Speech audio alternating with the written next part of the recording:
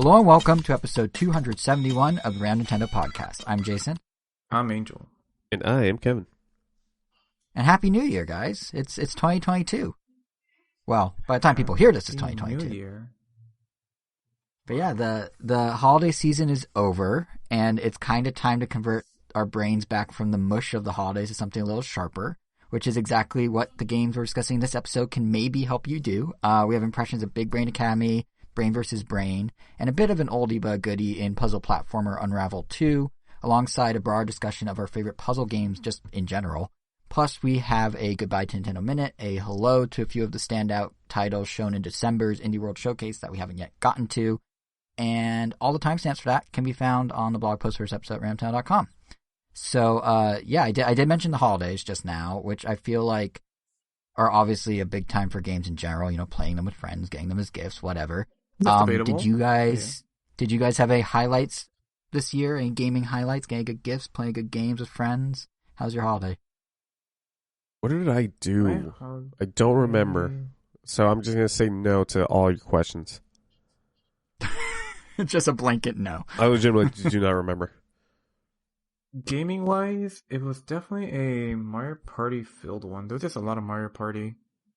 I think we must have played every board at least twice with like a few different groups, and it was fun every time. But I will say that I'm starting, not so much with the mini games, but I am starting to get a little tired of seeing the boards. Doesn't even matter which one at this point. Like, I just kind of feel the same way about all of them now. Like, I can still have fun at the end of the day, because, every Mario Party session has its own little identity and its own unique moments, but for the most part, things are getting repetitive on the board side. And that kind of bums me out a little. I kind of hope we get some more content added soon, or maybe I just need to take a break from it. Maybe actually jump back into Super Mario Party. But probably not, because why? Madman. Yeah. Might as well just play some other Mario Party at that point. But or just stare at a wall. There you go. I mean, it's not that bad, honestly. But yeah, no, I have to imagine, to your point, that Mario Party has to be having a good holiday in general. Because it's almost fallen, not to the same extent, but it's almost kind of fallen into a similar serendipitous moment as Animal Crossing did in March of 2020. Because during the holidays, if people are together in person, like they usually are in past years, it's as in-person fun as ever, and it has the nostalgia factor for the older crowd. But for folks who maybe are playing a little safer with the Omicron variant running around, this is the first Mario Party truly built for and marketed around an online experience. Anecdotally, I've been laying a bit low and staying home more, and people that I would normally see that are home for the holidays, I've just been playing Superstars with them online instead. So I have to imagine you doing it a lot, me doing it a lot. There must just anecdotally between us that must point to something, it's probably gonna have a really good holiday season. I mean, I didn't mention it last episode, now that I think about it, but what? When I was doing my silly little Jason sales snacks or whatever, one of the things I didn't mention in November is that Mario Party actually went up the chart from its debut. It was number 8 in October, it was number 6 in November. Granted, it had 3 days of October to work with, but still, even with I imagine that only has counting something physical to do with it. sales. A little, but still, even with physical sales and everything, the initial day one purchases weren't it wasn't that front loaded. It continued to do well throughout the month, and I imagine it's gonna be pretty decently selling in December too, which we'll find out sometime in the next few weeks when MPD comes out. But yeah, it was definitely a biggie, I think, in general for a lot of people. Mario Party. Did you dive into it much, Kevin? I know you're saying you didn't remember much, but now that we're saying Mario Party, did you have a uptick of Mario Partying or nah? Nope. I generally don't think that I did much gaming during the Christmas little break that I had. Did you get any? Did I get any as gifts? Any as gifts? Games? No. I don't know, man. I don't know. No, I was just nothing popped out this year. That's fair. In terms of games I spent time with, I mentioned Mario Party, but I think there are holidays that really boiled down to me to 2 games, which was Big Brain Academy, Brain vs.brain, and Unravel 2, both of which coincidentally are topics this episode. But yeah, both of them I actually got some pretty heavily discounted prices, but I guess to just jump into them, we should probably start with the newer release, which is Nintendo's newest release, in fact, and that is Big Brain Academy. You guys haven't, I feel like we talked about this when it was first announced, but I don't remember. You guys have not played any other Big Brain games in the past, right? I think there was a WarioWare macro game for Big Brain Academy at some point. And honestly, for the longest time, I didn't even know it was like a Nintendo published thing. I thought it was like a knockoff Brain Age by like a third party, like a, like your Roth edition or something. But no, it turns out it was an actual Nintendo published game, and I was like, oh, I guess they just have two Brain series going on simultaneously. Well, it's crazy because on the DS, Brain Age and Big Brain Academy, like the originals, came out 6 weeks apart. Like, I don't know what I mean, clearly they both sold well, but I don't really know what the logic there was of having, to your point, like the A tier and the B tier of the same basic idea simultaneously on sale. But yeah, I never played Big Brain before either. And full disclosure here, I had no intention of buying this game. Even like the initial trailer and details, it seemed really light on content. Like, you remember we talked about the initial trailer, I think, on the show, and then like $30 and it doesn't look like much. It's like 20 different Brain teasers or something. But then Best Buy had it at 50% off around mid-December, which I think was literally like 10 days after its release, which is kind of wild in and of itself. But they had it 50% off, and I had a $10 reward certificate on top of that. So with all said and done, I basically bought this game for the price of like a higher quality mobile game. It was like $5, maybe $5.44 or something. Mm-hmm. And I'm actually really happy I did. Like, there isn't a lot here, it's true, but what is included in Big Brain Academy is done really well, and it has a lot of the typical, like, Nintendo charm. I don't know about tasteful. I mean, it has a cartoony aesthetic, so it's not, like, classy, but it is done well, and it is done like a typical Nintendo, you get the Nintendo experience. So, for those who haven't played a Big Brain Academy, which is everyone here, but probably some listening, or Brain Age for that matter, essentially these games do revolve around this idea of solving brain teasers, right? So in Brain Age, as I'm sure you two and most people listening know or remember from the DS games, doing the teasers daily gives you an age for your brain's cognitive skills, and you try and lower that age by becoming better at all the mini-games. And then you take the tests, and then you're given what you're given.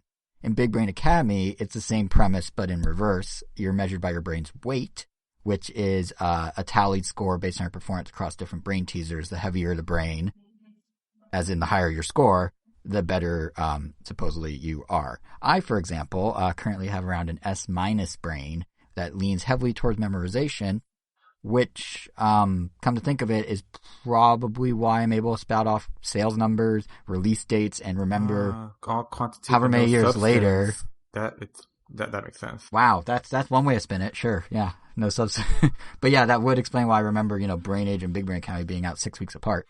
But anyway, the entire game revolves around, scoring as best you can in these brain teasers, since ultimately you want to perform well on the brain test, which is a series of 5 mini games thrown at you at random.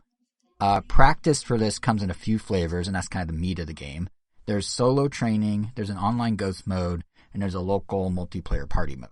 Solo training is the simplest, honestly the weakest. You can manually pick any of Big Brain's, 20 brain teaser minigames, which span 5 categories based on memorizing, identifying, visualizing, analyzing, and computing, or calculations. I think they call it computing, which that right there is my memorization brain in action, I think. But anyway, yeah, you pick your game, you play it, you're given a ranking based on your performance. Obviously, the intention here is to have you improve your skills in minigames you may not be as good at, but to help with the replayability. How your rank comes in the form of both medals and stars, which I have to imagine is designed to scratch the high score itch for some players, because, yes, if you do better, you can go from bronze to silver or gold to platinum, but each medal has a 3-star range you have to clear as well, so that's, 3 times the higher score opportunities for the player. Some mini games you're gonna like more than others. For example, I really like one where you need to visualize and set the tracks for a train. Like, you have empty squares, you have to figure out which direction the track has to go. And there's another where you need to quickly punch in number sequences on kind of like a calculator interface. I'm less a fan of, probably because I'm not good at, this one where you have to manually adjust a clock based on different time commands. So the motivation to just play these minigames ad nauseum in solo training, it isn't always there, even with the high score hook, because, you may enjoy one minigame more than the other, but do you care enough to get the platinum, triple star medal on the one you don't like very much? Probably not. To help counter that, though, the developers did add an insane number of unlockables to further motivate you. There's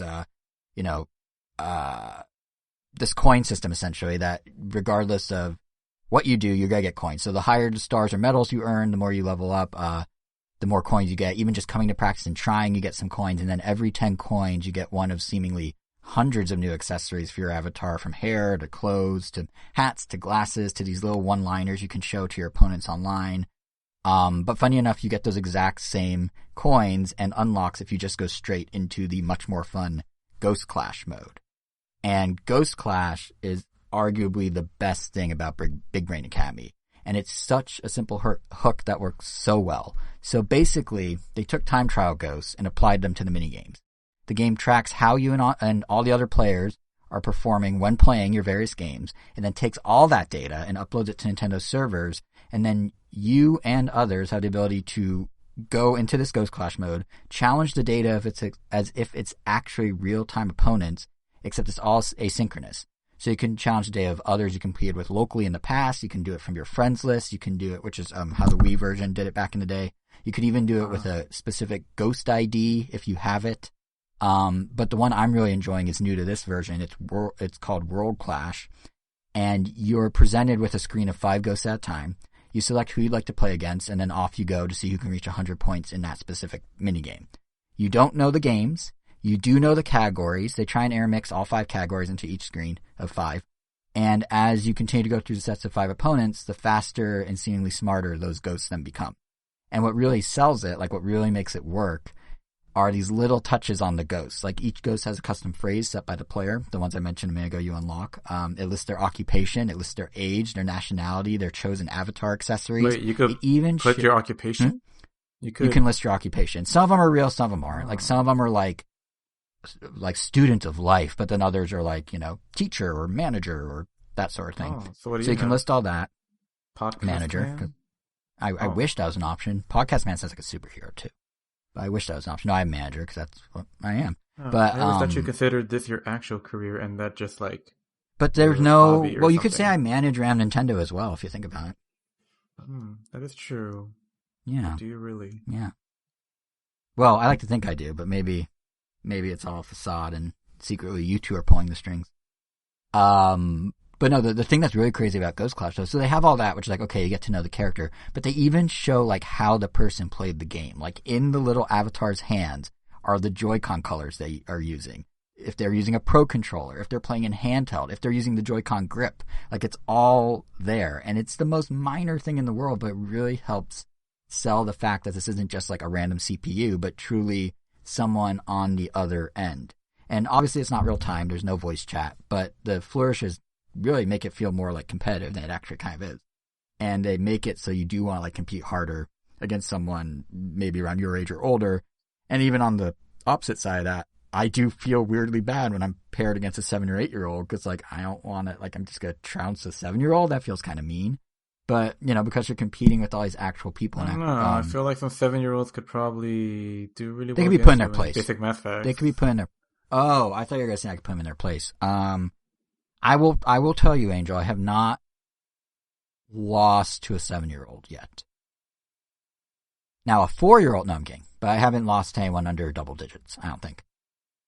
That's good. But the thing is, because you're, when it's your appropriate age group, when you're competing with these people, even though it's not real time, it feels as satisfying as winning an online match because they do all this. And the shuffle of mini games means like, even if you stumble into one you don't like my clock one from before, you put up with it because you got to keep that online win streak going. You got to keep getting unlockables and that sort of thing. So it makes it a lot more digestible, and it makes what is a limited number of mini games really just kind of work.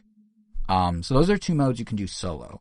Then there's party mode, which is for local multiplayer, and these battles are in real time. And while you don't earn unlocks or anything, as you can imagine, when you're competing against your friends in real life, it can get pretty intense. Or at least it has been pretty intense for me and my girlfriend these past couple weeks. We are in the midst of a best of 3, best of 3, best of 3.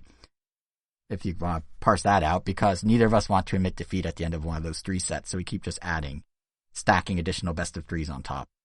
I'm currently in the lead for what it's worth. But yeah, the party mode also includes an interesting little feature where different people can play at different difficulty levels, which is kind of cool. So like you can all compete, but they make it welcoming if you want to play with your like a younger kid, or I don't know if you have an older member of your family who maybe isn't as familiar with video games or the inputs or that sort of thing. And that does bring me to another thing about Big Brain Academy that it does really well. It accommodates. Like it just, because, just letting folks choose their own difficulty is one thing. But like if you're playing solo or in 2-player versus, you can use the touchscreen if you want. In fact, I'd say this is one of the few Switch games I feel really benefits from touch versus button input. It's just so much faster. But even beyond that, they have something called Sprout Mode to simplify things for really young players. And just before Christmas, they even rolled out a software update that lets you turn off images of bugs and other like creepy crawler things, so you don't trigger anyone who maybe has phobias to those when playing mini games where you have to identify those. So like just the attention to detail of all these little different things you could turn on and off and make it so everyone can play together. Like none of these are necessary, but it all goes towards making just an inclusive experience that's fun, I guess, for anyone who wants to play it. Like that's kind of the thing that's cool about Big Brain Academy is, at least Brain vs. Brain, is nothing in it makes you feel bad. Like if you need a different difficulty, just go for it. If someone beats your ghost online, you're never told. You're only told when you succeed. It's not like the game's like, boy, you must be dumb. Joe in Germany just destroyed you. It just rewards you when you do well.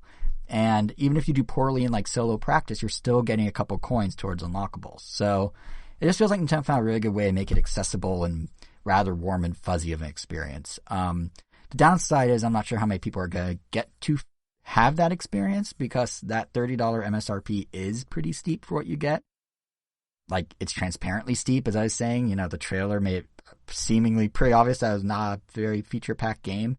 I do wonder if it might have been in Nintendo's best interest to perhaps sell it at $15 or even $10, like as an eShop title or something. I mean, obviously they would take a short-term hit. They certainly wouldn't immediately recoup the marketing budget of having Neil Patrick Harris and his family do the commercials for the game.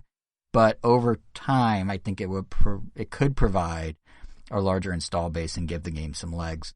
As is, what I'd say is this: if you see it on sale, it's absolutely worth it. If you're considering it for full price, just know the limitations, make the judgment call for yourself. And if you can get it for $5 like I did, man, it's a surprisingly fun and well-made game. Like I'm really enjoying it much more than I expected. Yeah, so that's Big Brain. It's funny because like we talk about and get hyped for and buy all these big full price $60 games, and I don't know, sometimes like pulling the trigger on games on sale at ridiculously low prices has a few times over now led to some really great gaming experiences I didn't expect. I mean, Big Brain being one of them. One of my now all-time faves, What Remains of Edith Finch. I got that for $2 because of a Target pricing error, or maybe it was $1. It was super cheap. Like, have you guys had that happen? You really should have given them the rest of that money. That feels kind of dirty. What? But... Well, no. So they buy the game. So Target lost the money, not the developers. Oh yeah, Target screwed up. Oh, boo-hoo, Target. Think of poor corporate Target. Yeah, exactly. Think of their feelings. woe is the bullseye. Okay. But yeah, what about you guys? Does that happen to you? Have you had games where, just really good gaming deals or steals, or you're just surprised at how much you're enjoying this thing you got for like a nickel or something? Maybe a nickel's impossible, I don't know. Not quite yet. I've definitely bought in a lot of games at a discount. Like I'm pretty sure I got Resident Evil 4 for the Wii for less than $3 at GameStop. I mean, albeit mostly they're used games. Because that's the only time I ever really buy used stuff. Ever get these deals in general. Because typically I'll buy things when they come out. Typically. That has been kind of changing lately. Like, unless I really, really want the game, or it's like one part of one of these, like, key franchises in Angel's Pyramid of Gaming Life or something. Like, I'll probably just wait on them. And definitely glad I wait on Resident Evil. I haven't played it yet. Pretty sure I also got Barrel Blast for $0.01 and Metroid Prime and Metroid Other M for 5 cents. Wait, my nickel joke was real? You actually got a game for a nickel and less? Pretty sure I did, because GameStop does, when they want to get rid of a game, they don't try to hide it. They'll just price it at $0.01. And even then, sometimes it's just like the disc version of something that actually comes with something else. So it kind of makes it even worth it as $0.01 unless you get the other thing. But for the most part, yeah, I guess we just have to be. I've definitely gotten my easily my money's worth from more than my money's worth from used games, but as far as a new game and getting some kind of discount, not really. Usually I suffer because I'll buy Tales games at full price and they end up... Tales games usually devalue within the year, within like 6 months. So if you wait that long, you'll pay like half price, like new. And I don't, because Dan, haven't you not even started the latest Tales yet? I haven't even bought in the latest Tales yet. Oh, you didn't buy it. Okay, because I was like, you bought it and you could just wait. So okay, I am learning. Yeah, so I am learning. I did like 2 or 3 Tales games behind. Yeah, because right now we're playing Xillia. We still have Vesperia in the box. There's like 2 other games, Berseria and Zesteria, that we also have in the box that are just there. I think they're still under shrink wrap, actually, because there's no reason to have opened them. But, yeah, we'll get to those eventually. Eventually. I mean, there's no time limit, so... But yeah. So I guess, sort of, is my answer. Fair. What about you, Kevin? I feel like you have a huge like backlog of Steam stuff you got on sale, don't you? Yeah, pretty much. I mean, man, the Steam sales are insane. Whenever you get like a full price game for like even $20, having it off during a Steam sale is great. Yeah, I just got this huge collection. Right now the Epic Game Store has like their version of the Steam sale, but on top of that, because they have so much money, they're able to give you an extra $10 off, like unlimitedly. Excuse me. Oh, hold on. Oh, I got it in my throat. Yeah, like those are fun. I've never gotten something where like it's I've never had like a pricing error go in my favor. Usually I'll see those pricing errors where like, oh, you get 6 Switch games for like 5 cents, and then right. Like I've never had one of those situations where you're like, oh, I was just I was randomly up at 2 a.m. and then Target had this game for 5 cents. Like I've never had a situation like that. That is literally the Edith Finch situation for me. Yeah, but it was $1, but same difference. Yeah, never. That's never happened at night at Target. What? No, I was up at night on Twitter, and then Wario64, which is a great account to follow for deals if you don't already. He was like, "Hey, Edith Finch is like $1," and I bought it. Funny enough, thinking it was Obra Dinn for some reason because I was half asleep because it's 2 a.m. And then after I bought it, I'm like, "Oh, this isn't Obra Dinn. Oh, well, this still looks cool." And then I ended up loving it so much, as I think I raved about like 2 years ago on the podcast here. But yeah, that worked out nicely. Total sheer luck that I fell into that game. Which is kind of, I guess, similar to what happened with Unravel 2, if I were to talk about the other game I have impression for this episode. Like, this is another one I didn't expect to like this much. And admittedly, this one is older, but I feel like the Switch audience, myself included, kind of slept on Unravel when it came out. So, I mean, even among people who own it, I feel like they didn't play. Like, Angel, don't you have it downloaded? Have you even touched it? I played the beginning of it and never looked back. I didn't dislike it or anything. You just got sidetracked. Yeah, I just got sidetracked, and it's definitely low on the priority of games to get around to, but we'll eventually will. Especially because, it's definitely best played co-op, and yes. I'm not gonna play it by myself, so yeah. Yeah, I was really surprised by how good it ended up being, yeah. But also to kind of unintentionally tie it back to what? Yes, yep, beat it. Nice. Yeah, that's one for the history books. Yeah, I know, right? My one game I fully beat in 2021, Unravel 2.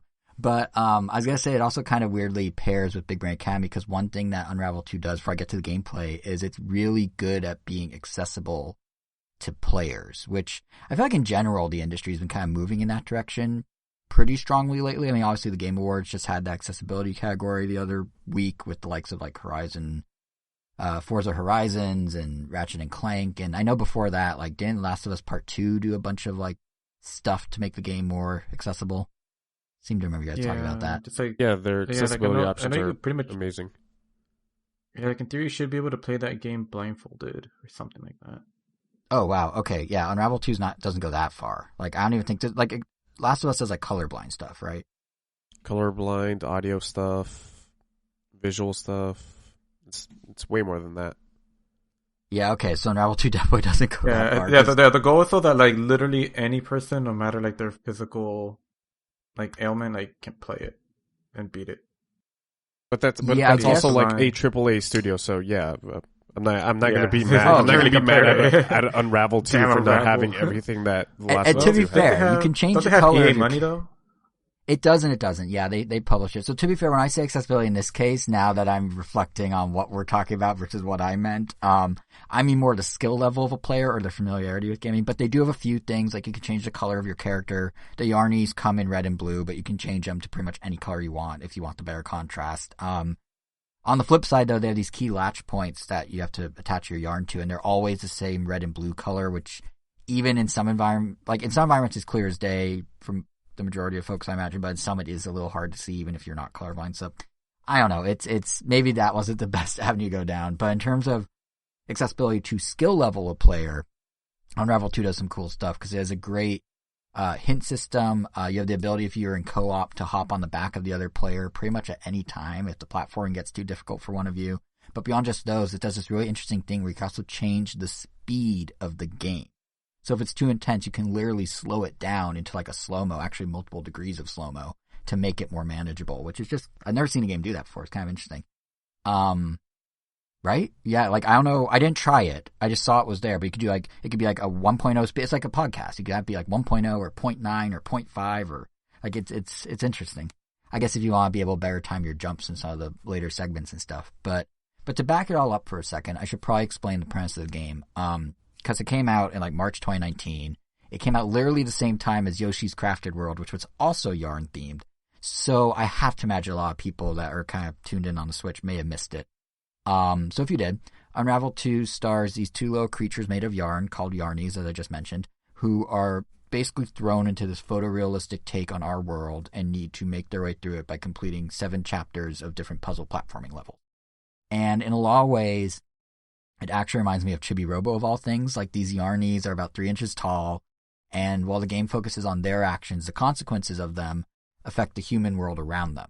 In fact, there's kind of this loose story that plays out in the background of you platforming in which you're helping 2 kids physically and I guess metaphorically try to overcome the darkness of the world. And again, the story is very loose compared to something like Chibi Robo. There's no dialogue or anything, but in a very Chibi Robo way, it is neat to see your interactions with the environment help the kids or hinder the shadowy adults, you know, going on in the background, especially later on in the game where the actions become pretty much one-to-one with what you do affecting how you can help the kids or hurt the adults or what have you. But the Chibi Robo parallel also weirdly kind of extends to the actual gameplay mechanic. Although here it's maybe more of a Ziplash comparison or parallel, which I admit doesn't sound promising out loud since that's kind of the punching bag of the Chibi Robo franchise for fans who miss like the old format. But what I mean is that Ziplash relied heavily on using Chibi's plug and cord to navigate levels, kind of like a little grapple. And in Unravel, you have the same basic mechanic of the Yarnies being able to extend their string to navigate and solve puzzles. The difference here is it's good. And those are my impressions. No, but more seriously, the string has like significantly longer length and is used in more versatile ways. Essentially, it boils down to, I think there's like 4 core actions you do. It's like you can pull things towards you, you can swing from the string, you can tie it onto objects to create little trampolines, or you can use it to climb.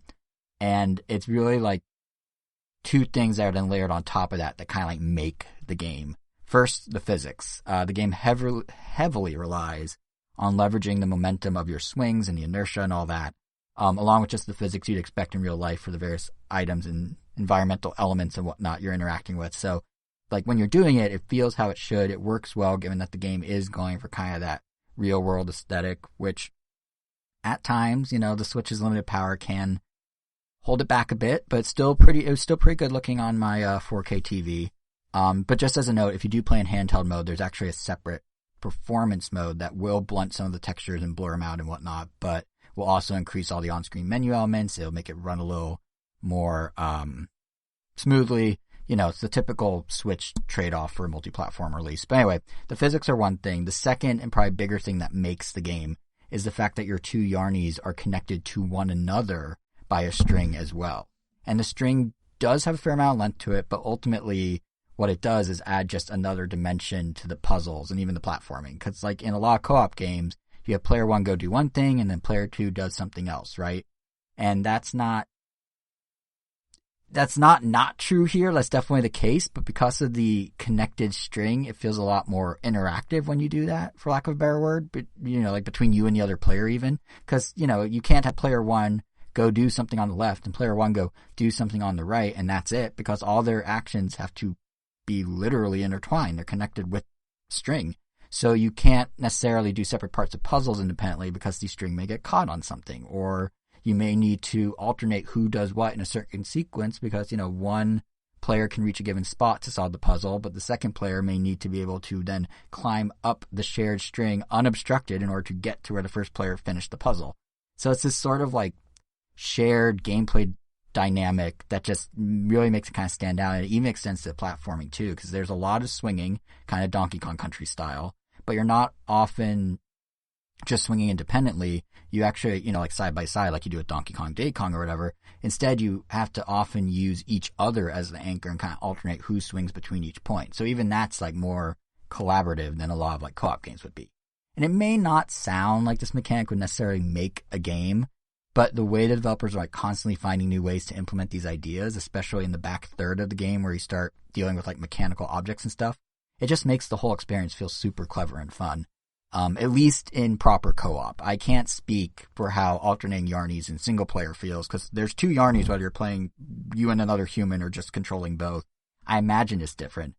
But in co-op, it's really fun, and the creativity in general is just, like, the game does such a good job of constantly throwing new things at you, and it plays with the idea of what would be threatening to, a 3-inch tall yarn person. So one level has, like, a wild turkey chasing you. Another, you have to dodge a jumping fish. Others involve fire. Like, sometimes the platforming is, more calm as you go through forest, but then other times you need to do some, like, well-placed wall jumping that kind of feels sort of like a diet Super Meat Boy in a way.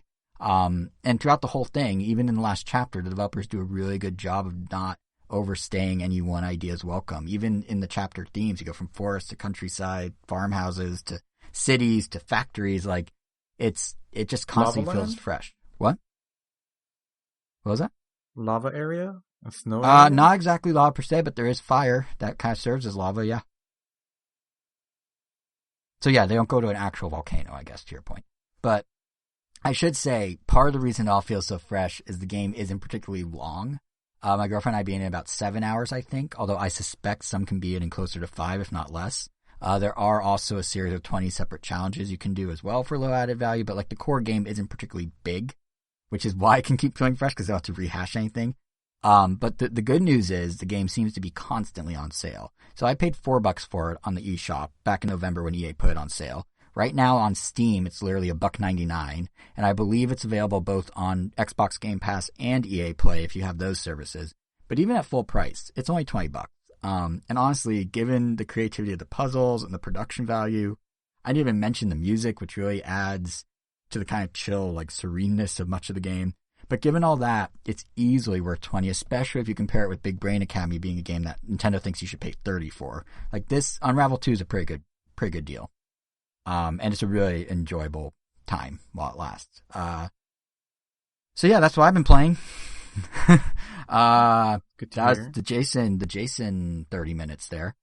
I already got that game, so nice to hear that it wasn't a I think you'll have fun bad with investment. I think you and Alice will have fun with it. It might, honestly, on some level, it might be too easy for you guys, but like for me and my girlfriend, especially because she is less of a gamer, like it was perfect. And there are times she'd hop on my Yarnie's back because she didn't want to do the platforming, but like the balance was just is the sweet spot. So, but yeah, this does, but it does, I guess nicely bring us to a topic that's a bit more all-inclusive, since I was just rambling for a while there, which is the introduction of our new genre series. So, in 2021, we started this on-again, off-again segment we called the Anniversary Series, where we looked back at some of the many, many franchises that celebrate anniversaries, Donkey Kong, Sonic, Metroid, you name it. And we're still going to do that as time allows. But for 2022, we thought we'd augment that with a similar idea for genres, because it feels like we're always so fixated on why Nintendo isn't releasing a new game X, or nostalgia about Series Y, or whatever. But we have favorites and annoyances and everything in between about genres too, right? Like, people have things like about action games, things they like about Metroidvanias, what have you. So since this episode is already pretty brainy, and we're already just talking about a puzzle platformer, feels like the right place to kick it all off is with puzzle game, which admittedly is a very big bucket of games. So if you guys had to pick, what would you consider your like favorite puzzle game or puzzle series?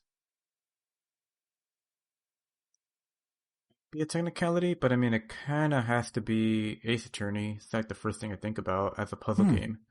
Because you are solving mysteries, there are like cryptic writing and stuff you have to solve. Sometimes there are literal puzzles in there, but I mean, yeah, I mean, that would just have to be it. Because, I mean, I love the fact that you get a excellent story wrapped in a mystery with puzzles. It's just the best of both worlds. But if that is too much of a stretch, then I'd probably give it to either the 999 games or Professor Layton, which you can't get any more puzzly than those. There's still that, graphic novel element to them that, you still have the great story, interesting characters, blah, blah, blah.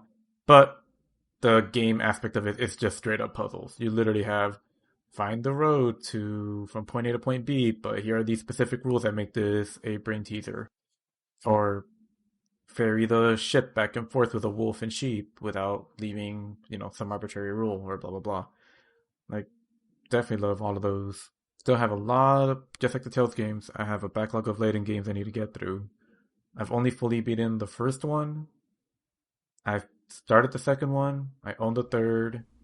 And I guess I beat Layton versus Phoenix, which, is obviously the best of both worlds. But, yeah. 999 was still also really amazing, so if you haven't played the game somehow, definitely recommend it. Interesting picks. So I did not think you would go the brain teaser. What about you, Kevin? Are you more a traditional puzzleist or something more like Angel? Okay, just so that I don't pick the obvious one. I mean, the granddaddy of them all is Tetris, right? You're right. I don't want to pick Tetris. So I'll go with my next best answer, which is the Luminous games, which are really, really great little puzzle games, similar in the vein of Tetris, but putting its own spin on it, which I really, really like. Aside from that, yeah, I was going to go with the Zero Escape games. So 999, Virtue's Last Reward, and then Zero Time Dilemma. Those are fantastic puzzle games. Or closer to visual novels, as Angel said, but yeah, they're essentially just escape rooms, which are always fun. Man, is no one gonna say? I guess I have to say it. The Puzzle League games. I love the Puzzle League games. Why in the world would considering I've never played it, bother saying those words? I like Kevin's answer better than Angel's here, but yeah, no, I don't know. I think. To your question, Angel, I think I like Puzzle League so much because I think it just hit at the right time because it was the first Puzzle League game I played was Pokemon Puzzle Challenge. So you're saying it doesn't hold up if you play it for the first time as an adult? No, I think it's just the end is what got me hooked on it because like you need a hook, right? Like a lot of these things, you need the mechanic to work or the theme to work or like to your guys' point about the visual novels being escape rooms, the visual novel story is what drove you into these to do the puzzles and encourages you to keep going, right? So I think Puzzle Challenge, in kind of a weird way, is sort of that, because Pokemon Puzzle Challenge on Game Boy Color came out like peak Pokemon Frenzy, late 90s or 2000 or something. And Panel to Pawn had been around since, I guess, like 93 or whatever. But they took the Pokemon formula. So they took the 8 gym leaders and they took the idea of you like catching Pokemon and going and fighting your Pokemon team. And they turned all the battles into puzzles. Basically, like sort of like there's a game on DS that did that too that I'm forgetting the name of, where it was like half puzzle game, half like Advance Wars almost, but medieval. But anyway, yeah. So they did this idea, and it was kind of the framing of it was Pokemon and what we were familiar with, and it was all like the gold and silver Pokemon, and I was super about that at the moment. But then the puzzle mechanic itself was just so simple, but works so well in a kind of Tetris-y way, the match 3 and all that, that it just resonated. And I admit Pokemon Puzzle League on the N64 did not hit in the same way. I think I thought the cartoon tie-ins were a little forced because they were just like sticking stock images from the show into it.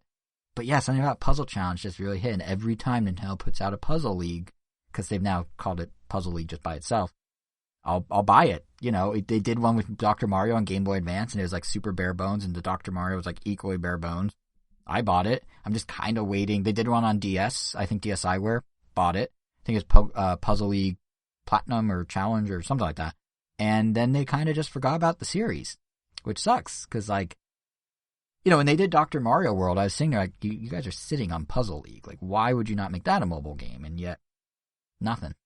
But yeah, I think Puzzle League's my pick probably.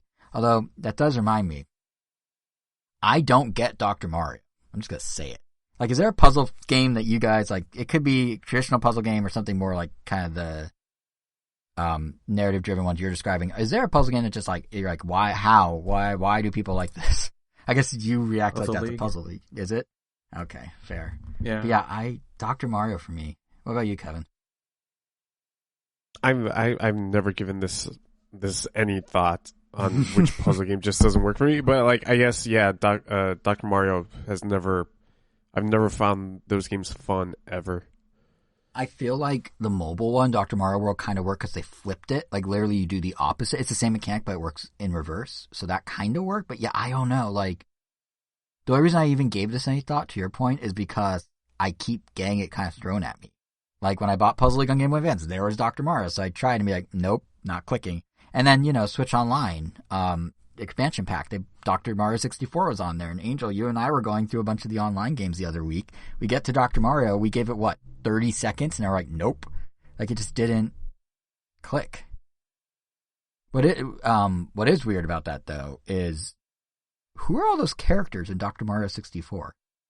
Like, do you remember that, Angel? There are like a dozen of them that Nintendo's never referenced before or after that game. Yeah, really, really colorful bunch, that group. You have no idea what their deal, where they came from, when they have perfectly good characters they could be using for that, but nope. Or even on the flip side of that exact point, like, why didn't they reintroduce any of these characters in Dr. Mario World when it was still a mobile game? Like, they made, like, all these ridiculous, like, what if we put this character in a trench coat? What if we put 3 Goombas in a trench coat? Like, what if we, or not a trench coat, a doctor's coat. What if we do all these things where it's just, like, slap a stethoscope on Baby Wario? But they had, like, a dozen characters that already existed that they could have basically brought back through Dr. Mario World. Because they'd be in the gotcha system and everything, and they just gained the exposure. Like, it's so strange. They just, like, forgot about them.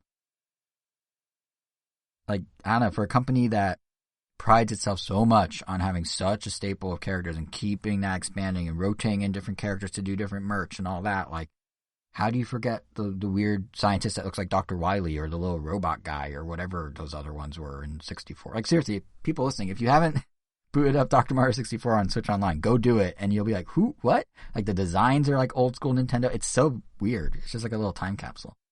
But yeah, I guess Dr. Mario would be the one I understand least. I do think you guys raised a really interesting point talking about the 999 and Layton and all that. And I don't know if you guys feel this way, but I feel like there's like a golden era of puzzle games that kind of is now past. Like, I feel like the DS, and I guess sort of by association the PSP with Lumines, but like the DS was really like a moment for puzzle games. There's so many original ideas being thrown on there all at once. I mean, we have. I still want to play Meteos. Yeah, I want to play Meteos. Meteos is great. It looks like a fun game. It's super fun. Yeah, it's by Sakurai. Don't you have Meteos? I do have Do you just like saying it like that, Meteos? But yes, I do have Meteos. Yes. It was a collab between Sakurai and the Lumines guy, wasn't it? I think. Yeah, Tetsuya Mizuguchi. Yeah. And it was. I mean, I feel like the gameplay was more Lumines inspired, and the menus were 100% all Sakurai. Like, there were weird shapes, the buttons were in a line, like it was straight up Sakurai. But yeah, Meteos is a good example down on DS, and it even spawned a Disney branded sequel, which was really bizarre. Polarium. Did you guys ever play Polarium on DS? This thing, like, I think Nintendo sent it to me for free or something. Kind of remember that one. That's the one where you have to turn all black stuff to white stuff and vice versa. Yeah, so it's like a grid. It's like tiles, and you have to draw lines on it using the touchscreen to convert rows and tiles to the opposite color. But you ultimately want to get all of them one color, either black or white. And I believe you have to do full lines at a time. And so it's kind of like a flat Rubik's Cube where you want to try and figure out how to manipulate it. I think it actually, weirdly enough, started on Game Boy Advance in Japan. and then they made a DS version that obviously would be easier to control with touch, and then brought it to the States then. But there was that. There was obviously Tetris DS, but that's kind of a no-brainer. But there was like Magnetica, which was kind of their version of Zuma with the marbles, but was pretty fun. I don't know. I feel like maybe as the introduction of the touchscreen and just like all these new possibilities that opened up, and how the DS could be held like a book, which gave way to some of the visual, graphic novel based puzzle games. But yeah, the DS just felt like this really creative era for puzzle games, and I feel like in the time since, I mean, we got a little with 3DS, Pushmo and Crashmo, but even like the tail end of the DS, they were still doing stuff with the art style games, and then that just kind of, I don't know, it all dried up. Like, if you look at like Switch now, what have we got that's like a new puzzle game? I mean, I love gimmicky Tetris, and we have plenty of that. There's Tetris 99, which is like one of my all-time favorite Switch games. There's Tetris Effect, which is just quite a zen experience. There's Puyo Puyo Tetris. We have like 7 Picrosses, I think, on Switch from Jupiter. They keep pumping them out. But there's not much else that's like different, or like there's a Poor Lumines. There's a reimagining of Super Puzzle Fighter by Nicholas and Crystal Crisis, but like I feel like the genre is kind of homogenized in a weird way, or like they're just putting puzzles into things that don't, like puzzle platformers are on the rise. The stuff like you guys are talking about with like kind of visual novels and Ace Attorney stuff, that's more popular than ever. But like there's not like the weird ones. Like there's not new like stuff. It's just kind of the same, at least from the big companies, at least from like Nintendo and the other publishers. It's just sort of these like. Well, aren't there still? I mean, I guess it's still kind of in the same vein as 99 and stuff, but I'm just remembering that the Danganronpa games came to Switch as like a big compilation, and I want to say those are also puzzle games, but they involve those are more students visual. getting killed, right? Yeah, those are more visual novels. Those are more like mystery games compared to like the Zero Escape games, which those were just straight up escape rooms puzzles. Oh, okay. I thought they played out like escape rooms or something. Didn't realize it was more. I don't like, think they do. I'm pretty sure. Attorney. I'm pretty sure it's more like mystery stuff. But even then, let's run with that. And let's say it was a little more puzzly. Like that's also an older game brought back. Like I kind of miss, and maybe it's just a sign of the era we're in, and people have maxed out how to use buttons and sticks. But I kind of miss the like weird new type of puzzle mechanics that the DS gave us, and even the Wii was already kind of waning on that front. I think the reason that we're seeing less of that is because more of those games are just now on mobile. That might be compared to just being on Switch. That's a really like good point. I'm sure the Apple Store has tons of like puzzle games. That one of the very first Apple Arcade games that people really liked was, I forgot what it was, but it looked like a match 3 game, where like you played some soldier.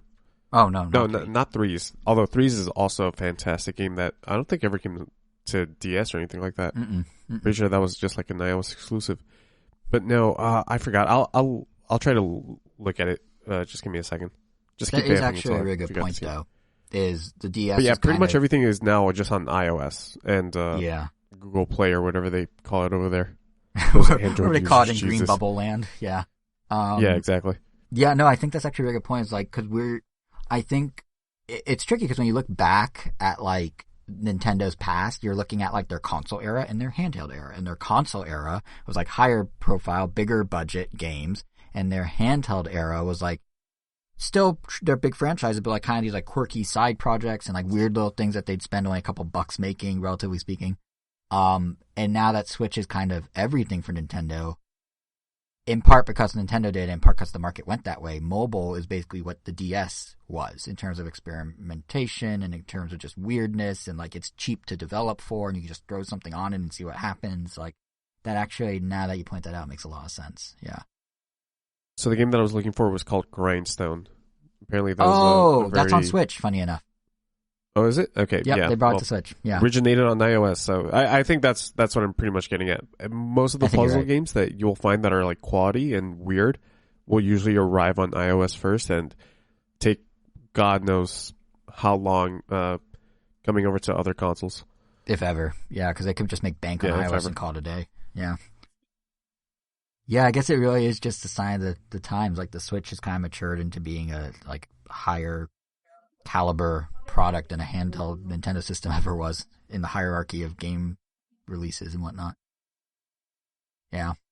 Weird. It's weird that puzzle games like the one genre that's probably the most noticeable too. Mm-hmm. Just because they're so like bite-sized to begin with, which is, I'm making all these points about like how homogenized it's becoming within the Switch, but like, you're pointing out the iOS games are coming over, and even then, in terms of raw hours, I suspect I put more time into my Switch puzzle gaming because of Tetris 99 and the like than I did on 3DS or DS that's combined. Your most played game. Yeah, it's up there. So like clearly the developers are onto something with sticking to like the ones that work, but yeah, I think you're right. I think just the variety of DS, because I really enjoyed when Nintendo was doing the Touch Generations era, and like every couple of months it'd have some weird quirky thing, either in a retail release or, on the DSiWare shop. Like, I know we talked about this on the show before, but like DSiWare and then early 3DS eShop had like the strangest little side projects. I mean, the Curve Splash or whatever it's called, the Sakura Samurai, whatever it is with the samurai, Doing's Rolling Western, like all these weird little crash mode or push mode initially. Sakura Samurai. There it is. That was basically Punch Out. Yeah, like they had all these weird little things because like they could just throw a couple bucks, again, relatively speaking, and see what happens. But now it's like such a higher threshold they have to hit. So, sign of the times, I guess. And somehow puzzle games became the poster child of the sign of the times. But yeah, so we'll try and do, unless anyone has any other thoughts on puzzle game. That's what I thought. Yeah, we'll try and do some of these every so often. No. But yeah, it's the puzzle to solve is figuring out what else there is to say about it. But yeah, so that was the first of many genre series, hopefully. So stay tuned for more. But now that that's out of the way, we can finally get to the news. And it's way down at the end of the episode here because honestly, there isn't a lot of it. I mean, I guess you could say 5 Genesis games coming to Switch Online at once was kind of cool. Or Banjo-Kazooie coming sometime in January to Switch Online is nice. But like generally, these last couple weeks from Christmas to New Year's aren't usually busy on the news front. But we did get a bone thrown to us by Nintendo back before the holidays because 2021's final Indie World Showcase took place. And due to timing, we never had a chance to actually cover it last episode. And we have time now. So are there any games from Indie World that stood out to you guys? There were 2, and I want to say one of them was the one they started with, Endling. That one, well, the premise is like what really got me. I just like the idea that this is about apparently the last fox in existence trying to protect its little cubs.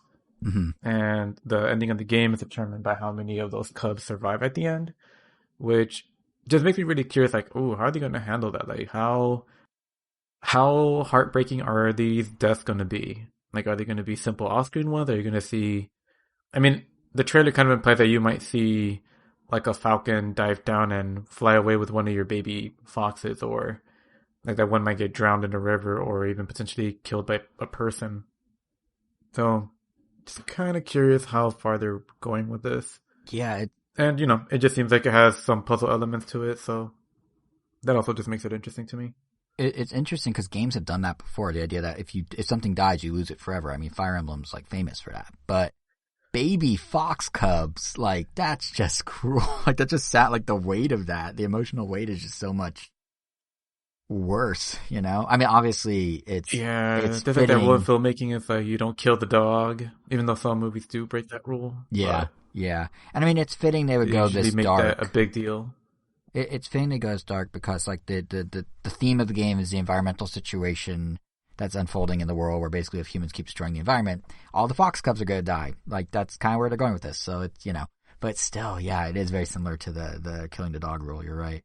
I don't know how much you know about Beyond the Indie World, Angel, but I was reading the press release and what does sound kind of neat about the game is it seems like it's sort of building itself around the idea of escort missions, but like in a different way than we typically see.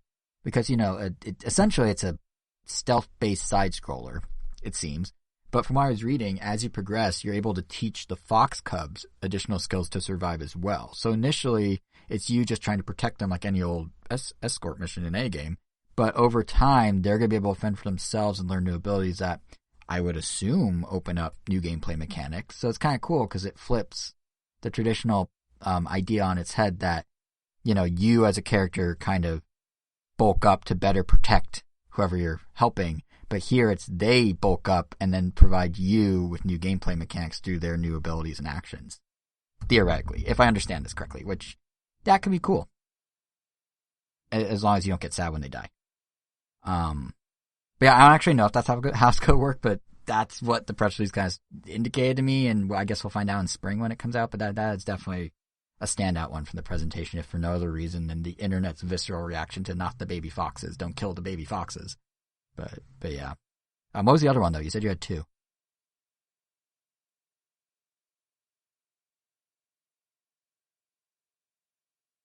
Angel?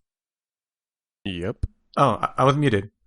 But yeah, the other one was also Loco Motive. I just couldn't ignore that title, and the art style is also really nice. It's really nice pixel art that goes from Super Nintendo S to PC to super zoomed in and detailed, which I usually don't see a lot of, but that one also caught my eye.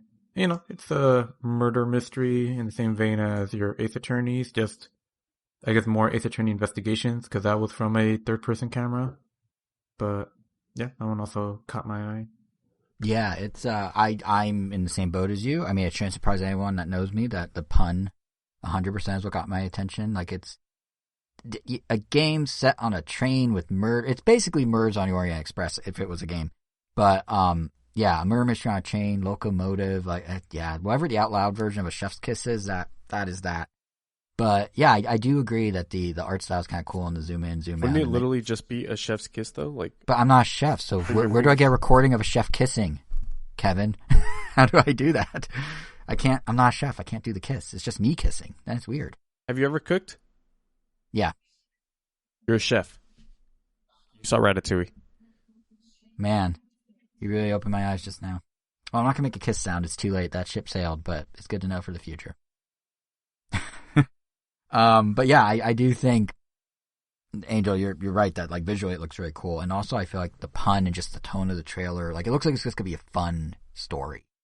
Like it seems like it's got some good humor and like the vibe with like the jazz music and the 30s aesthetic. Like it looks pretty cool. One thing I saw somewhere that they're doing that's kind of neat is you mentioned it's kind of like Ace Attorney Investigations. Did you get to control your own character in Investigations, or was it point and click? No, you get to control Miles Edgeworth and walk him around to different various points and press A to interact with them. Or you could just touch the screen and have him walk to it.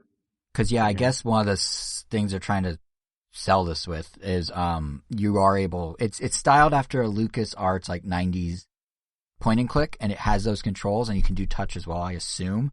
But also they do have the direct control, which, you know, I guess Ace Attorney Investigations beat it to the punch, but theoretically in handheld mode, like the ability to just touch and go versus on the TV where you maybe want to walk over and press A, like it's nice that they gave the option. And not very many point clicks. You know, like when I did, what was it called? This Is Not a Game at the start of the year, like it didn't have that option. I had to move a cursor around with the stick. So it is kind of nice that you can bypass that. Streamlines things a little. But it's different, different control inputs. Actually made me think of another game from the showcase, which was Aliisha, the Oblivion of the Twin Goddesses. And now right off the bat here, like I could tell you with 99% certainty I am not probably going to pick up this game for myself, just in terms of the game's seeming pace and vibe, you know, unless reviews are insanely good. But one thing that really jumped out at me about it is how finally there's a developer really toying with what the Switch's hardware can do. Not in terms of raw power, but in terms of like innovative use of its features.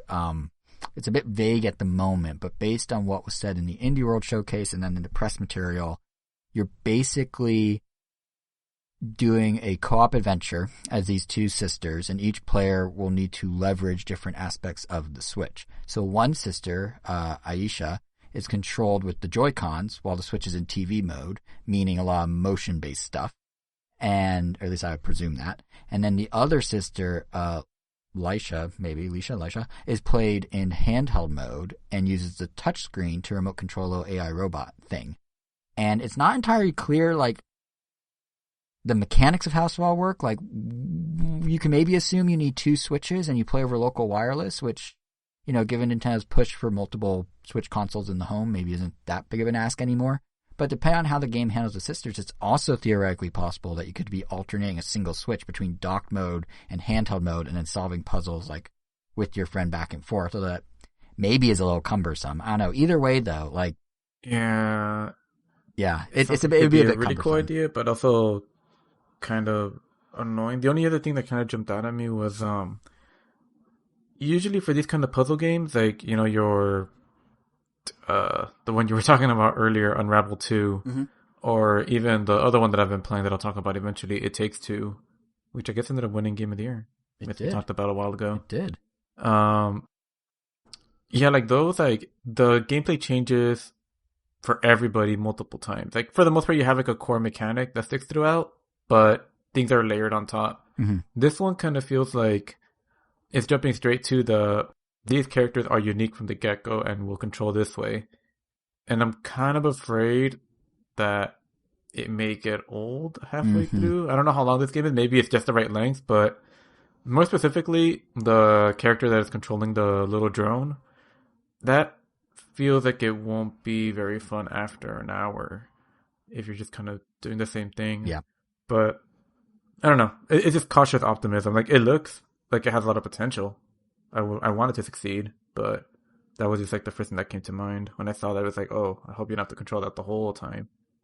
But it seems you might have to. Yeah, it's funny because that hesitation, what I was starting to say before you jumped in, was that like either way, however it's controlled, like something about it feels very Skyward Sword to me. Like I was going to say, between the games like 3D World and the watercolor aesthetic and the heavy use of like the hardware functionality, I get strong Skyward Sword vibes, but I'm not getting like, Skyward Sword HD where there's button option vibes. I'm getting original Skyward Sword where you watch and you're either totally sold on it or it looks like it's going to get really old really fast because you have to keep doing the long-winded controls. You know what I mean? Like kind of your point, like that drone might just get tiresome after a while and there's no like faster way to do it if you have to like drag around the touchscreen every time or whatever. So I don't really know like if this is going to have button controls or what, but it is nice, whatever this game turns out to be, that we're at the point where developers are now comfortable experimenting a bit with the Switch's features, because there's like 90 million of them out there now, 92 million Switches, and there's an audience that buys plenty of games. And I feel like no developer is really like experimenting with the Switch's features in any way that comes close to this, for better or worse. Like maybe this is a through line of this episode that I just missed the weird experimentation of the DS and the Wii, but like that was kind of cool in the DS and Wii era, right? Like they're doing things in different ways. In the Switch, it's always like, oh, this is just, maybe there's gyro aiming. Maybe. And like there are some exceptions, don't get me wrong. Like, obviously the IR sensor was crucial to Ring Fit and 1-2 Switch, and Ring Fit uses it in a really clever way. But I kind of just miss the like wacky stuff a little. Just a little. Like, I don't know. It just seems like something like this is at least they're like trying something different. So even if it does get a little old, like props to them for doing something as weird as it one's still motion, stands one's out. touch. It still stands out. Yeah. And I'm not trying to like undercut games that already do leverage some unique aspects of the Switch hardware. I just mean like they do it in such like relatively, I guess you could say, tame ways. Like one I do like that's happening is this sort of subgenre that seems to be building momentum that I don't know what better to call than like the genre of clubhouse games. But like the sort of compilation of like real life games, but on Switch and all like bundled together.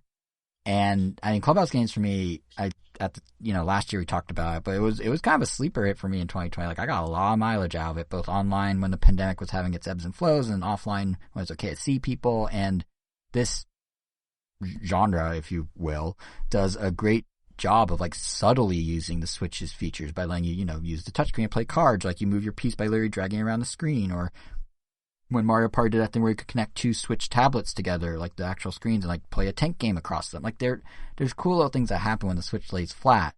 They're just kind of subdued compared to something that like, what Aliisha is trying, for example, or whatever. So we'll see. But one game that did sort of fit the Clubhouse Games mold, from the Indie World Showcase was Let's Play Oink Games, which seems to borrow heavily from Clubhouse Games, both in vibe and in options. I've never actually played any of Oink's board games. Have either of you? I've never even heard of them, to be honest. Have either of you ever? No. Nope. And the individual board games also didn't even look familiar, but didn't we get something like this on the Switch not too long ago? Except it was like for card games. It was supposed to be like a Lord of the Rings card game and Settlers of Catan and pretty Yeah. much like another I hub think, no, for weren't they all sold games. separately?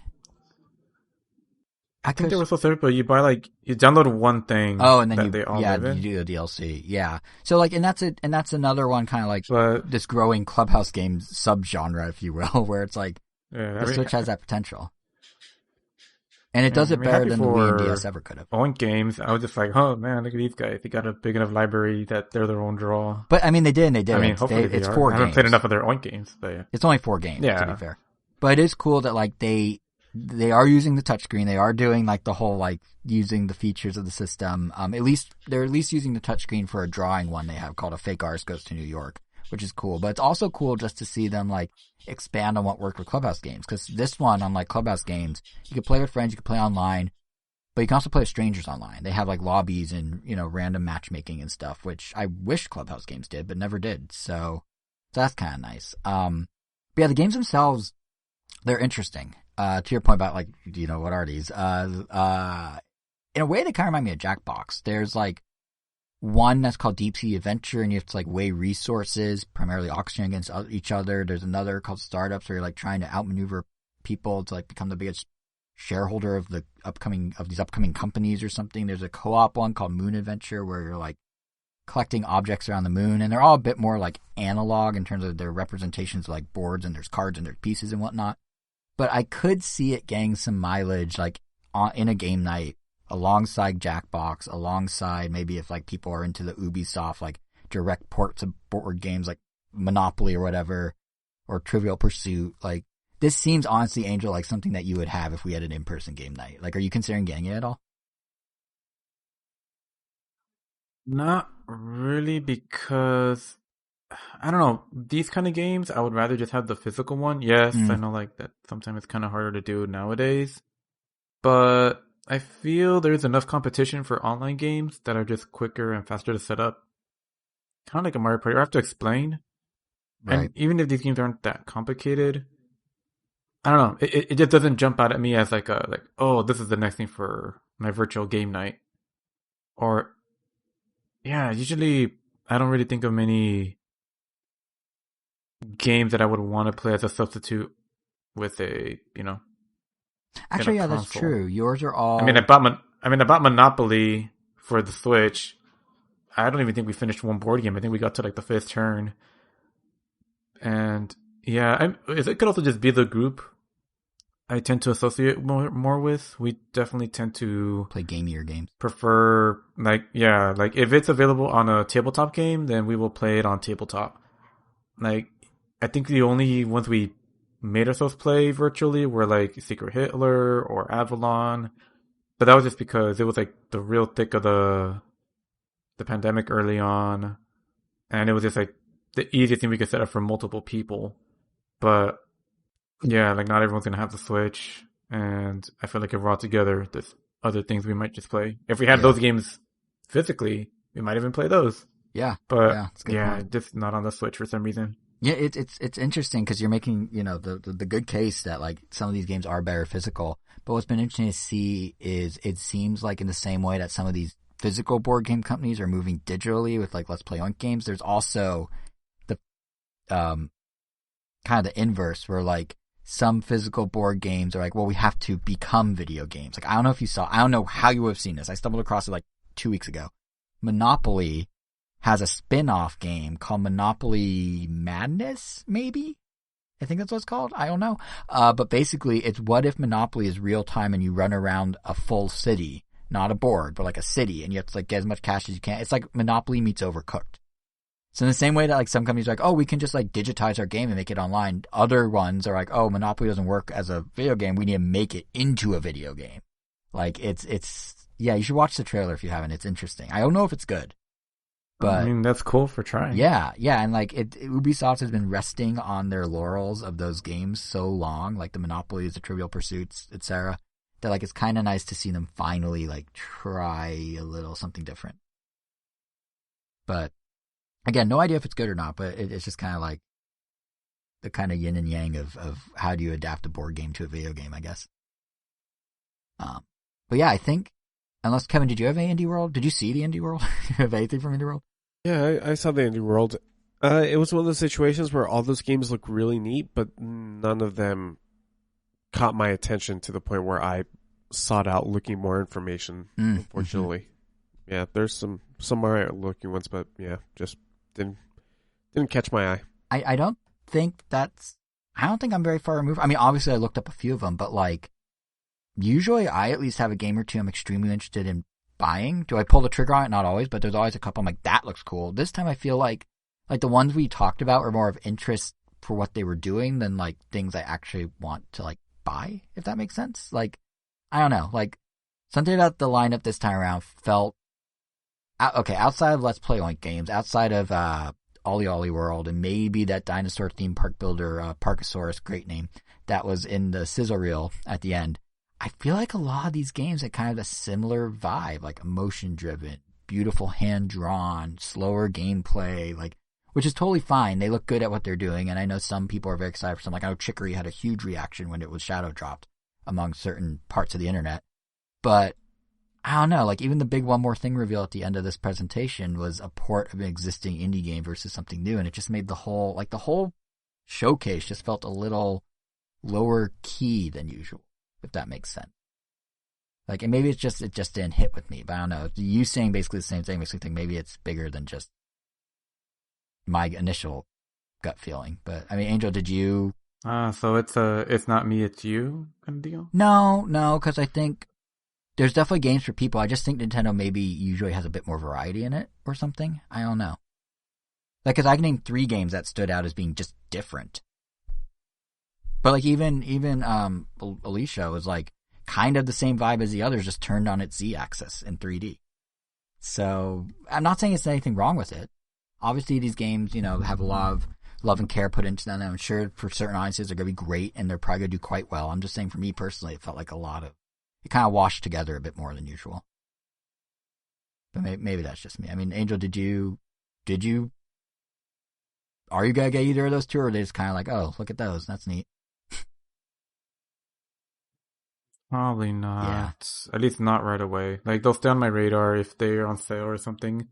Nothing against the games at all. It's just, I honestly have too many games to play, too many options. Like, you gotta have your priorities. And it may be that. Nothing jumped out as a priority. And it may just be that, which is, because there are so many games on the Switch already, and we're was getting about more a family picky. of cockatiels, then, yeah. Yeah, like, everyone's just maybe getting more picky.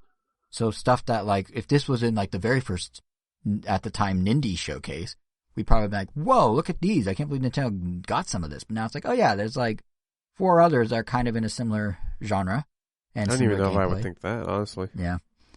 So, but I do wish success to all of them. I mean, people are pouring their hearts and souls into them, and they deserve every sale. But yeah, I think for us, it felt a little lower key. But I mean, the fact that even, we were able to kind of scoot around the indie world, and they're only talking about because we were low on topics, like, I mean, even the game I'm not necessarily looking forward to a ton, the Ninja Turtle one, like, I was kind of half expecting that to show up for something. I've noticed they have gotten in the habit at Nintendo of very specifically, well, it's delayed till now this year, 2022, but Nintendo's gotten in the habit of very specifically not showing games multiple times in Indie World. I can't think of very many that showed up more than once. Unless it was like a year and a half later and it got reinvented or redone in some way. Like, I bet you everyone's talking about, when's Silk Song happening? When's Hollow Knight Silk Song happening? Why is it not in the Indie World? I would guess that's going to get released outside of an Indie World, either in a direct or on its own. But it's not going to be in an Indie World again. That's my gut feeling. Like, I don't know why they do it, but maybe to not draw attention to how long some of these games take to come out, but they often do not bring a game back into Indie World. So since the Ninja Turtle game showed up at I think the August Indie World is not going to be back, is my guess. But who knows? Maybe I'll be wrong. But yeah, that's still coming, Angel, 2022.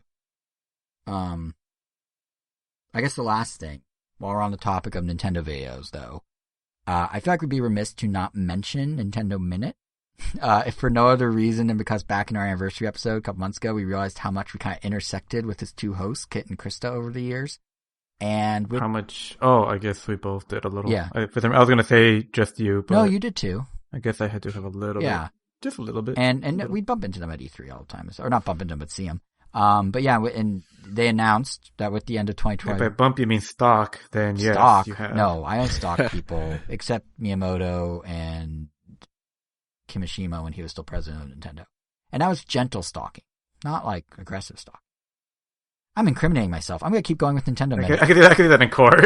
It was just gentle, stalking. Yeah. Come on. It was playful stalking. They weren't fearful for their lives, I thought. But, but the thing with Nintendo Minute is they announced that at the end of the year, Nintendo Minute also ended, and that was a run of 8 years and 400 episodes. Did you guys ever really watch it? Be honest. I saw like maybe 2 episodes, 2 or 3. I forget why. And I know one of them was Animal Crossing related. And I think another one was Smash Brothers related. And I don't remember what the third one was about. But I mean, they were enjoyable. They seemed to have good chemistry. Like the videos were obviously you don't really learn a lot as a hardcore Nintendo fan, but they were entertaining enough. Like it just looked like a show that was made by these two people that just happened to be like, hey, we have this extra time in our day. Want to just put this together? Could be fun. Yeah, it sounds fun. And then they just kind of did it. Yeah, pretty much for right? fun. I get that kind of vibe, which is a good thing. Like you get the feeling that they're having fun doing. Oh, this, absolutely, yeah. And which makes the video a little more fun to watch. And I think because of that, it was the best attempt Nintendo's had over the many, many weekly shows over the years they've tried to do, because it felt probably the most earnest. Like it wasn't like overly slick. It was just, like obviously these shows exist to promote Nintendo and its products. So it's not like we're going to get some hot takes or anything, but like, Kit and Krista, clearly they were passionate about what they were doing. They had this kind of pseudo tense dynamic, like a weird tension between that kind of like it worked. And, they play whatever new release, which makes sense, but because it worked well enough, it did give opportunities for more interesting episodes where they like interview indie developers or big name Nintendo folks like Miyamoto or Onuma or whatever. But yeah, I didn't watch it regularly. I think the ones I mostly gravitated towards, and I think where it perhaps shined best was, when Kit and Krista were really like, look at us, we're just NOA employees doing cool things. Like we work at Nintendo, look what we get to do. So like, when it came to big events like E3 or Smash Bros. Tournaments, or even when they did the Splatoon obstacle course on the Santa Monica Pier back when like the Wii U version was first coming out, like Kit and Krista would just like be there with their phones and a camera, like recording off them and doing kind of like on the ground, like behind the scenes experiences that they were having as like the Nintendo people at the Nintendo event. And those were the ones I tended to watch. I think it just felt like, and probably will continue to be, the most authentic peek behind Nintendo's curtain we'll probably ever get. Of course, they're only showing the fun stuff. Of course, they're not going to show the real inner workings. Or, they're just walking around the Comic-Con show floor like, look, we're at Comic-Con too. But I don't know. I just liked it for the same reason I think I'm so into the inside baseball of Nintendo as a company. Like, even when the two of them just went to Nintendo's headquarters in Kyoto for an episode, they couldn't show much of anything, but just seeing them walk around the grounds and be excited was kind of neat in like a vicarious way. So that I will probably miss, because whatever Nintendo does next, I'm pretty sure they're not going to be quite that like loose, if that makes sense. And the circumstances for why it ended are kind of potentially interesting. I don't know what it means for Kit and Krista personally, but basically, and they didn't say this in a video, but you could piece it together pretty quick. About a month ago, Nintendo of America announced they're going to shut down their Redwood City office. That's the one just outside of San Francisco. It's home of their marketing team, essentially. Some of their sales folk. It's where Kit and Krista were based. They told everyone that worked there, hey, if you want to keep working for Nintendo, you're welcome to move up to Redmond. And I assume they would assist with the expenses of that. And my guess is if Kit and Krista suddenly, a couple weeks later, shut down Nintendo Minute, one, if not both of them, are probably leaving Nintendo or not making the move. So it's interesting because it seems to be happening as part of a broader reshuffle of Nintendo's offices, because in Japan, Nintendo's actually expanding their offices. They're moving into a new building on the grounds of their old headquarters that they originally moved out of in 2010. and they're going to be expanding their development capabilities to rely less on outsourcing, is what they apparently told the Japanese press, which in of itself, okay, sure. But I believe the last time they did something like that, where they expanded their internal development teams, it gave birth to EAD Tokyo, who did, they cut their teeth on Donkey Kong Jungle Beat, but then they gave us Mario Galaxy 1 and 2, and Mario 3D Land and World, and Mario Odyssey, and most recently Bowser's Fury. So, like, if there's another new team forming inside EAD, that's pretty cool. And if for whatever reason, not that the money has to go from point A to point B, but if Nintendo makes the sacrifice as part of a reshuffling that simultaneously is birthing someone that could be of the caliber of, like, the Mario Odyssey team, sure. I wish Kid and Krista the best. I'm sure they're going to be fine, but, like, that's pretty exciting as a fan of these games and knowing that they're going to have a higher output. So we'll see where this all lands, but that's kind of the behind-the-scenes shenanigans that led to it, I suspect. And now we just have Nintendo Minute joining past weekly shows, like the 3DS one, Nintendo Show 3D, and Nintendo Week on the Wii. I don't know if you guys remember that, where they did weird skits with, like, a guy named Gary, and yeah, they most recently introduced, like, a Nintendo Rewind video. Do you remember that? Do you remember the Gary and Dark Gary and... No. Oh, it was poorly acted. It was so weird. Like, they'd be like, hey, here's what's new on the Switch, on the Wii this week. Like, we got the new, Wii Fit Balance Board, pretty cool. And then they'd, like, do a skit. And it was, that had nothing to do with anything. It was like, it had, like, its own internal lore between the shows. It was super bizarre. But, yeah, I don't think they're going to do that. They seem to be moving towards, like, produced, like, voiced over ones, like the Nintendo Rewind videos they started doing at the end of each month, which is basically a more polished, briefer, less frequent version of Nintendo Minute. It's like a 4-minute recap of what happened in the month for Nintendo. So we'll see what happens, but yeah, it's kind of the end of an era. 8 years is a long time.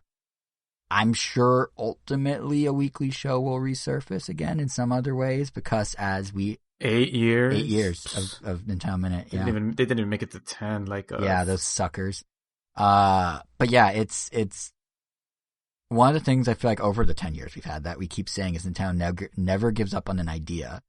So I have to imagine some sort of weekly show will be back. But even looking in the other direction, something kind of interesting to kind of close this episode on, Nintendo was exploring the idea of broadcasting directly to consumers and fans as far back as 1999, apparently. Did you guys see this story the other day about the Page Boy?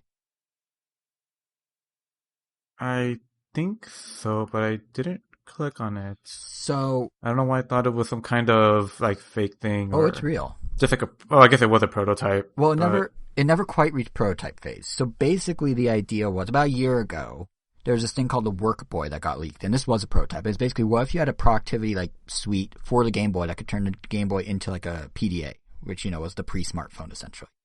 And the idea was you get this little keyboard and this thing, and you could, like, do a calendar and stuff on your Game Boy. Never took off. Never got past prototype, I don't think. But the company that made it started kind of redoing the idea a little and came up with this thing called the Page Boy. And the idea was, what if you put a cartridge on the back of your Game Boy Color, and that cartridge itself had a cartridge slot, so it's like a pack you stick on the back, and that device, the Page Boy, leveraged the exact same radio bands that pagers used for two-way communication, and basically could be an always connected device that turned your Game Boy into an always connected device. So they took this idea to Nintendo and they pitched it in, like, 1999 to Nintendo of America as the Page Boy. And the idea was, you put it in and you can do everything from send messages to people, including selfies using the Game Boy camera back before selfies were really a thing. You could get updates, so you could get news and weather for your area. You can get live video broadcasts called Game Boy TV that would let Nintendo directly, as frequently as they want, tell consumers about new products, be it, Nintendo Direct style, or be it maybe Nintendo Minute style, or like as a weekly show, who knows. You could do stuff like Ask Mario, which would be like an Ask Jeeves, where you could type in a search result, and it would actually, like, spit back something for you that it found on the internet, and as it loaded, Mario would whistle the, like, World 1-1 theme. What else could it do? There's a bunch of different stuff. Nintendo started toying with it, like, well, what if we do this, what if, like, you have a game, and having the accessory could unlock something extra in the game. In other words, a precursor to Amiibo, in a way, and to the e-reader cards. So, like, there are all these ideas that were packed into this in 1999, and Nintendo seemed super into it. And they spent about 3 years researching how the radio bands would work, how they would send the data back and forth. It would all be powered by just an extra set of AA batteries in the cartridge, in the Pageboy cartridge itself, and it would just be always connected. And it'd have like texting essentially. And it was this really cool idea. And what ended up pumping the brakes on it in 2002 was Nintendo saw that there's enough radio frequency, and they figured out how to do the data packets and all that for America. But those radio bands didn't exist internationally. And Nintendo was very keen on, if we're going to release this product, it has to be for the entire Game Boy user base around the world, in every region, so all players can connect and benefit from the features. They didn't want to have to only have it be in America, because then stuff like the game add-ons or, the Game Boy camera features and all that wouldn't be selling points for these games elsewhere, and they'd be developing for a smaller market. So they ended up canning it in 2002. But all those ideas came to fruition, right? Like, Nintendo Direct still happened. The news and weather updates became the Wii channels. I already mentioned how, like, the accessory unlocks were like Amiibo. Messages that are image heavy, granted they were selfies, but still, we got image heavy messaging with PictoChat and then with SwapNote. Like, a lot of this stuff creeped out into other forms of Nintendo products, but it all kind of like originated, or at least not necessarily originated, but at one point they were pondered in 1999. And then they were just ahead of their time, I guess. But it was this really interesting thing that, like, for a minute there, the Game Boy could have become basically a smartphone before a smartphone, which is kind of wild to think about. And a part of it would have been this weekly, or however frequently they chose to do it, show. So, yeah. So there you go. Nintendo Minute to Nintendo Week. Damn, that easily could have been your favorite Nintendo product had it actually seen the light of day. I think it would have been so cool. I would have loved it. And they did toy with some of it. Like in Japan, you could plug a cell phone into your Game Boy Color and download stuff for Pokemon, and play online, I think, for Pokemon Crystal, and like download stuff. And like even on the Super Nintendo, they had the whole, it's nicknamed BS. I don't know what it actually stands for, but basically there's like BS, A Link to the Past. You could download additional dungeon maps and stuff. Like they did these sorts of things, but this would have been probably the most streamlined and mainstream version of the idea. And it just never happened. But I would have loved it, yeah. But it's funny that you could like draw the line from like Nintendo Minute to Nintendo Week to Nintendo 3D, Nintendo Show 3D to like the Nintendo Power like videos they used to send out to this. Like everything just keeps building on itself. Nintendo never gives up on an idea. So, yeah. So that's it. That was my spiel. Oh, they will one day. Probably, maybe. I mean, I guess they kind of gave up on GameCube Game Boy connectivity after the Wii U being the final form of it didn't work out. But they still like they tweaked it as far as I mean, like stuff like that we can obviously say like what they stopped at. But I mean, if you simplify it, like backwards compatibility, I guess they're still kind of doing, or Game Boy, GameCube connectivity. I'm sure there's something comparable to that. At this moment, nowadays. No, but it doesn't mean it's dead. That's the thing. Nintendo never gives up. We'll see it again in some weird way. Yeah. I mean, if there's any way that your cell phone connects to the game in the future, I guess that would be it. Yeah. But which there was that moment in like the mid-2010s, like 2012, 2013, 2014, where every game was doing like a second screen experience. Like you could have Assassin's Creed, and then on your phone, you could have this other Assassin's Creed thing, like a map.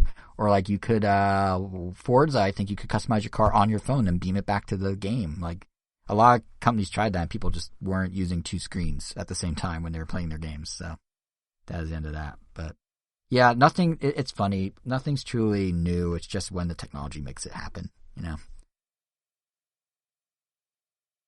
But yeah, that, unless you guys had any other topics, I think that's it for this episode. That's all I got anyway. I've got a topic. Kevin? What are you guys' ideas on hot Cheetos and sandwiches? I do like a crunch. So it depends on the rest of the sandwich. Like, I've done chips in sandwiches before. Okay, so it depends. Yeah. Angel. I want to try it. I know I've seen ads for them, but I definitely want to try them. I'm curious, but I've never tried. Wait, what do you mean tried ads? one. Is this like a thing that like a restaurant's doing? Not like normal restaurants. I've seen them like in like some Mexican restaurants where they just kind of go all out with like the snack foods, like, you know, like the same places that would put that you could buy like a bag of hot Cheetos, open it on the side, put a bunch of nacho cheese in there, some corn, and like some other stuff just to make it right, really good but really unhealthy. Right. I was more like putting like chips or hot Cheetos in like a BLT. But no, I totally get you. No, aside from that little conversation, I had no other topics. Okay, that's fair. Angel, do you have any random questions you want to throw in to really seal the random of Ram Nintendo this week?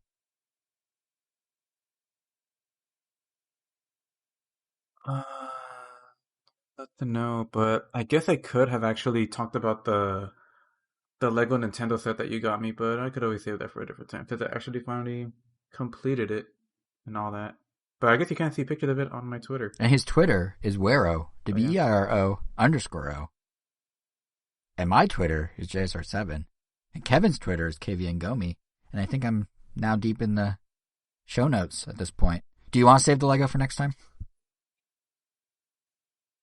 Okay, yeah. We'll save it. So yeah, with that said, just so we have something. Now you know where to find us on Twitter. You can also find collectively Ram Nintendo on Twitter at Ram Nintendo. You can also subscribe to us on whatever podcast app you use, be it Apple Podcasts, Google Podcasts, Stitcher, TuneIn, Pandora, Spotify, Amazon Music. We're on YouTube at RamNintendo.com. It's actually the first time in like 3 episodes I don't have to plug a giveaway because we finally finished those. But instead, I'll just say thank you to everyone who entered any of our anniversary giveaways the past couple months, be it on Twitter, more recently on YouTube, or even the blog post way back in November. So our next episode will be on January 16th. That's it. That's all I got. Kevin, final word. That's it. Try chips in your sandwiches, people. Let me know what you guys feel.